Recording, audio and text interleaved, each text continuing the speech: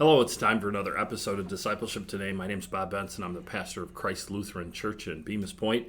We've been looking at the book of 1st and 2nd Timothy, talking about the discipleship process. Paul here is discipling Timothy, who is a young pastor of a church. And we've actually moved into 2nd Timothy. And I did the first couple of verses last week.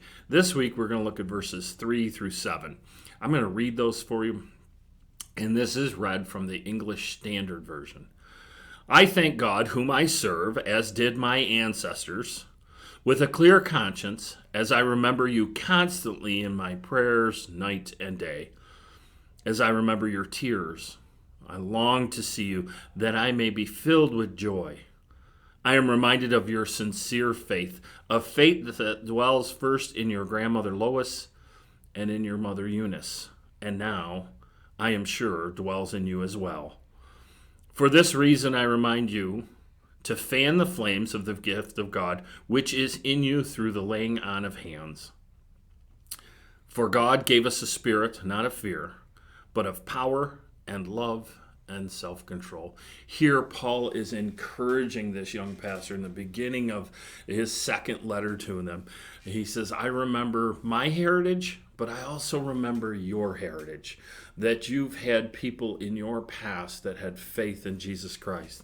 He's encouraging this young pastor to keep going.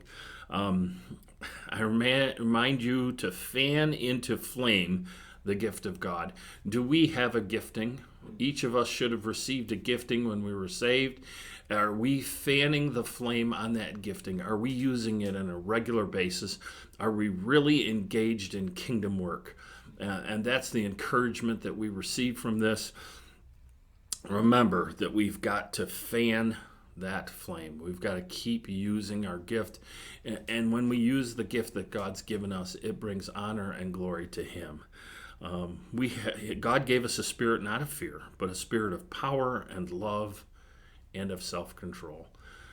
We have to use those gifts. We have to use those abilities that we have within us in concert with the Holy Spirit that dwells in us as we engage in kingdom work. We are called to make disciples everywhere we go. And then we're called to make disciple makers. Who is it that your disciples are discipling? I was told first when I got into teaching for Sunday school class, my pastor said to me, he said, all you have to do is stay 1 week ahead of your students. And to lead somebody, that's what it takes. It takes being one step ahead of them and telling them how God is leading you. And in that, it'll give them encouragement to see those moments when God leads them. And as you're making disciples, it's a good question to ask your disciples. Who is it that you're discipling? The whole program that Jesus laid out with the 12 went out and discipled. Those disciples then went out and discipled others. That's how the kingdom works. We disciple each other. This split between laity and clergy was never meant to be. And the American church has perpetuated that whole thing. We're all supposed to be part of the priesthood of the believers. We're all supposed to be investing in people as we watch the kingdom grow. So that's my encouragement for you. Let's get back into making disciples. Let's encourage those disciples to make other disciples. And then let's watch what God does with that. So for Discipleship Today, my name is Pastor Bob Benson. Thank you for taking the time to watch this.